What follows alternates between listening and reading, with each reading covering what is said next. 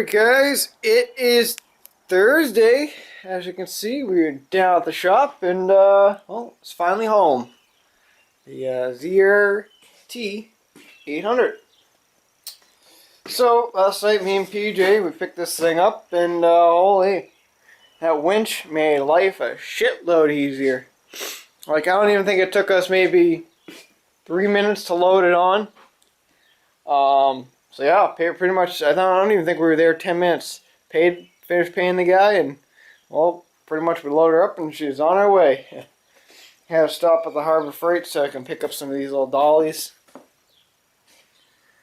think they were like 12 bucks a piece, 11 bucks a piece, and I got one for the rear. I was going to get a bigger one for the rear, but I was afraid because the weight of the sled might crush it. So I got a tiny one. But yeah, I guess I'll just go over some shit that we're going to be doing to it. Well, really won't be doing much to it just yet. Pretty much the only thing I've bought for it so far is a new little hinge piece, because this piece is all broken. And yeah. Yep. So I'll go over some of the shit we're going to be doing to it this summer. Obviously, we're going to be getting a new seat for it. It's pretty ripped up. I like this little part right here. This is kind of cool. It's like a little squishiness, a little different colors. Well, not colors, but texture. So it's going to be getting a new seat. Got to get a new little cover for right there just to hide all the wires and shit. It's got a electronic fuel gauge, which is different. I got some new handlebars for it. I was noticing last night that we got two different shocks on it. We have a Fox shock on that side. We have a regular Arctic Cat shock on that side. Gonna change those out. Put probably just regular Arctic Cat ones on, or maybe another Fox shock. I'm not really sure yet what the plan is. Gotta get some new carbides. They're pretty worn out. And that's pretty much majorness on the outside. We're going to swap out a windshield. This thing's kind of sort of faded. I don't like the faded shit. Get rid of it. I'm not going to show my plans with the hood yet. A lot of freaking crinkliness. Apparently the dude, the original owner, I guess he cleared right over it to make it shinier, and well, it didn't quite work out so well. So I did a little test spot here with some clear. And I'm going to try going over it again with another coated clear. I sanded it a little bit, I cleared it. Now I'm going to clear it again and see what happens. And maybe it might work, might not. Maybe I can just re-clear it again, tape off all the decals like what he did, and take it from there. But I might just stitch up this front here to make it a little bit more stable. You know, weave it in and out type deal. We got one small crack on this side, which I noticed this morning. That's right there. Nothing too major. Like I said, guys, this is a race sled. It's not a regular, well, probably was raced at one time, but now it's just a little bit dickered. Probably gonna need to clean out the inside of that because we got some shit in there. So we got a fly or something, so I'll clean that out. This will actually polish up pretty nice once I hit it with the buffer. Might be able to hit it with this buffer. I'm not really sure yet. I'll have to try that method too. But that's just on the outside, what I'm going to be doing for it. The inside's a whole nother story. Let me open up the hood because I need two hands. And yeah, holy, wait till you guys see this one. Alright, so now for the goodness. Alright, let's see, where do I start? Let's start off with the major part, the pipes. This snowmobile will not fire until pretty much I get the pipes fixed. One of you guys suggested on the video I just put up probably a few hours ago, take off the pipes and see how loud it will be without the pipes. Well, can't quite fire it up without pipes. That's the only problem. Because it won't fire pretty much because the pistons is literally freaking right there. But pretty much what I got on here, there's Simon CPRs. Pretty much this is, I'm going by what I've been told. I'm waiting for, ooh, holy, I almost just dropped the camera. This is all what I've been told. I'm waiting for the owner to call me, the original owner to the sled, to call me to find out, so I can find out pretty much what the full ordeal is. He should be calling me within the next half hour to an hour, so I can try and get a ballpark on what exactly I have here. I'm just going by what I know so far. As you obviously can see, It has Simon CPR exhaust systems on it. Apparently this is a D&D silencer. I don't think it is. Just what I've been told. I'm just going by what I've been told so far. Now, this is what the pipe should look like. Nice and rounded a little bit right there. Well, this one. Oh, fuck. Number one thing I was trying not to do. And that is the damage. Now, I'm waiting for Simon from Simon's to pretty much get back to me on what it's going to cost to either fix this or get me some new pipes. So I'm pretty much waiting for them to call me back on that part. But I've been told, now this is like what it said, I've been told, I don't know for sure. The jets, shit, I had that piece of paper in my pocket actually. Hold on, is this it? Nope, that's the bill of sale actually. Shit, I took that other piece out. I've been told that the jets are like a 41 jet or something like that, or a 40 jet on it. Judging by the looks of it, the cylinders looks like it has been bored. I'm not 1,000% sure yet. I'm waiting for it, like I said, to get back from the owner. I can just tell by the machining that's on the inside of it. It looks like it's been bored. I'm not quite sure. So we'll be getting some more information as the day goes on. Find out if it's got like a small bore, a big bore, stuff like that. Probably doesn't even have a bore. I'm just looking at different shit. But we'll have to wait and see. As you can see, we got a little something going on with the clutch. D&D clutch system on it. D&D springs, as you can see, pretty much all in there. D&D racing. Looks like a pretty nice belt in there. V-force reeds, it looks like, because usually this is black, and it looks like it's already been in there with a screwdriver or something. And you swap that out. You know, like I said, I could be wrong. It could be just some Chinese reed in there. I don't know. So I'm just going by pretty much what I know right now. Track's in pretty nice shape. Studded. Looks pretty decent. Not too bad. I like my Zr800 track better though. Even though that track cost me a freaking outrageous amount of money. But yeah, so that's the sled, and that's some of the stuff I'm going to be doing to it. I'm not going to be doing it all at once. I'm pretty much just going to get it firing for right now. Hopefully get the pipes within the next couple of weeks here, and hopefully she'll fire up. But overall, it's a pretty good sled. $800, I'm not going to complain. I could rip the motor out for $800, you know. But, oh yeah. Here's the sled. So I'm going to make a list of some of the shit that I got to get done today on this thing, and we'll take it from there. So, the camera's about to die, so we'll get back to you in a little bit. Don't let your hood fall over like that. Alright, still haven't heard back from anybody yet, but I kind of still did a little redneck with the hood, just kind of still did a cable tie type deal just for temporary. I'll eventually probably figure something out for it, but for right now it's good. But take a look at that. It's a little got a little orange peel to it, but actually this is just the one area that I did. But looks a whole lot better than looking at that. So what I did was sanded it with 220. Then I cleared it. Then I sanded it again with 400. And I probably could use one more coat of clear.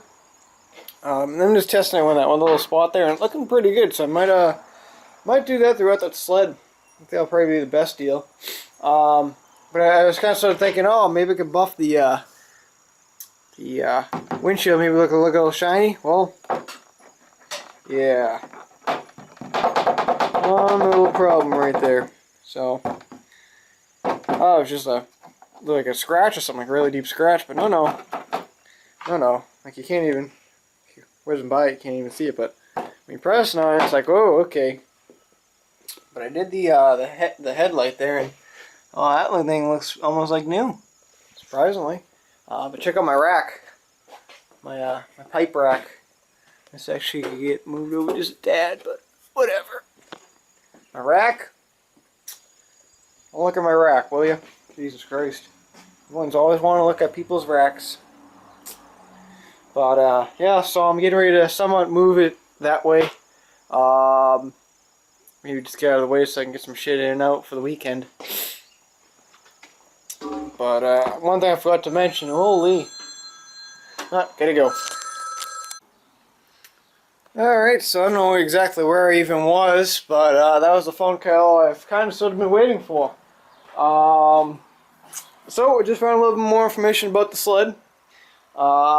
Pretty much, I will be the third owner. If you want to include the guy that didn't know how to quite fix a sled, so that'd be the third owner. But talk to the original owner. I guess pretty much the story is kind of sort of right.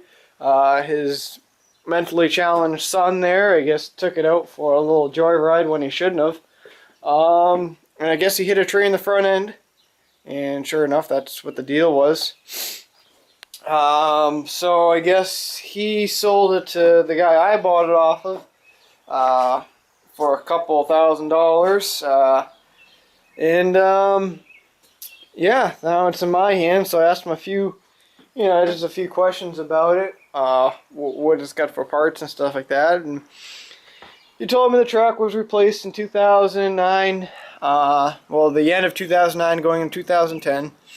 That looks about right. He said he had all the bearings replaced. Sliders and stuff, so I guess that's pretty sweet. Then I asked him just some oddball shit about it, what maintenance he's done on it. He said he's always sent it to A1 Performance there in Manchester, New Hampshire, which there's a sticker, and I guess there's some other place. Clinton or something like that he was saying. I don't know what the deal of that is. I guess he sent it there a few times to get some stuff done on it. But, yeah, so just asked about that, and then I was asking about what the deal with the jet is. I guess it is 41 jet or something like that. He bought out the jet, something like that. 441 or something like that. I forget what the number was. 41. So, that explains that, why the performance pipe's in there. That's why this performance pipe's on. He said it's clutched. Did the clutch back in 2008. End of pretty much 2007, he said. Beginning of 2008, he did the clutch. He doesn't know why there's a Fox shock on there. He said the other dude must have put it on there. So that would make sense on that. Then I asked him what the deal with the exhaust. I guess he put the exhaust on a while back. Probably, he said he couldn't quite remember if it was back in 2006 or 2005 that he put the exhaust system on. So that makes sense on that. And then I asked about the silencer. The silencer is the original silencer on it. So it's not performance or anything like that, but the pipes are obviously because, well, you already know the story there. George, ladies and gentlemen. So the biggest question was the cylinders. What the deal with them was, if they were bored, if they've ever been rebuilt. And, well, he kind of sort of chuckled about that. And I said, what happened? He goes, well, nothing happened.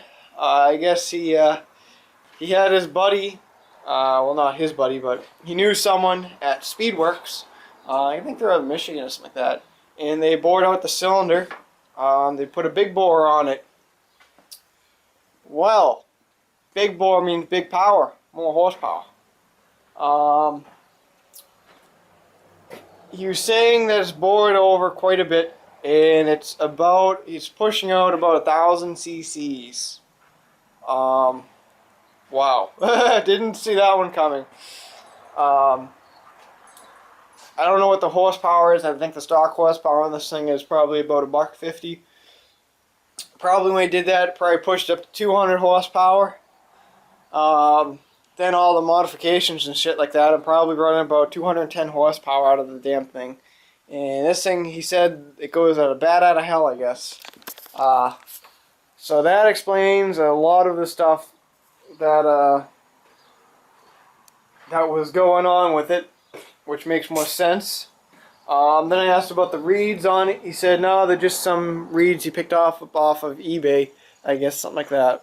So they're not V-Force reeds, they're just some other reed system that's in it. But I guess we should just actually put a 1 there, an extra 0 right there for 1,000 cc's. I wasn't fully expecting that. I thought it was the original original deal. So that just kind of sort of made my $800 a little bit more worth it now. So that's pretty awesome. I don't know what a big bore kit costs. Probably isn't much. Probably about 600 bucks maybe. I don't know. Machining. Yeah, about maybe 800 bucks without machining, I bet. Didn't ask him what it cost or anything like that to do, but yeah, so I guess that explains a lot, and actually put a little bit of a weight lifted off my shoulders so I can try and figure what the deal with it is. So that's pretty cool. So I guess the machining done on the heads in the cylinder was done at Speedworks. It has Speedworks piston and stuff like that in it, rings and all that good stuff. And I guess he had it built at A1 Sports Center in Manchester there. So that's pretty damn cool. That's really cool. Wasn't fully expecting that. So yeah, but sorry about today. Wasn't much of a video. I just don't really have a lot going on today. I caught up on a lot of my work today, so that's awesome. Well, actually, the past 2 days I did. But I'm going to move this thing over there still, like I was saying. I kind of still got hung up on the phone there. And yeah, so that's going to be a pretty cool sled. Like I said, guys, I'm not going to be riding this one. My dad is. I'm still leaning towards a Fire Cat. So I might pick one of those up in June, maybe. June or July. I'm not going to wait any more than August to pick up another snowmobile. But, holy, this thing must fucking go. This thing must really go. I mean, if this thing's packing 200 horsepower, whew, that thing must fucking fly, dude. Alright, back to work I go. Yippee-ki-yay. Well, I got the sled moved over. For some reason, I'm just like not even feeling it today. I'm just in like one of them lazy ass moods for some reason today. I don't know what it is, but I guess I'll upload the video now. It's about 4 o'clock. But I was just underneath here looking at one last little thing, and well, I think I need to get a new little rail piece right here. Little plastic piece. It's got a little. It's supposed to be in that hole, and it's actually made itself a new hole that created a new little thing down below there, as you can see. So it's got a lot of play in it too. Stick the pry bar there. Like that, shouldn't be doing that. So we're gonna get that replaced. But like I said, I'm not doing anything important until I get the pipes finished up here. Still couldn't get a hold of the dude, so I guess I'll have to continue waiting on what is it called, CRP or something like that, or I don't know. Begins with an S. I forget the name of the damn pipes. But I gotta wait for them in order for me I can even do anything. So worst comes to worst, I'll just contact Speedworks and see what they want for performance pipes. Maybe I'll give them a call, see what they want. But anyway, guys, we'll talk to you guys all tomorrow. I know it wasn't much of a video making days. Probably tomorrow won't be either, but you never know. We'll talk to you guys later. Like my rack?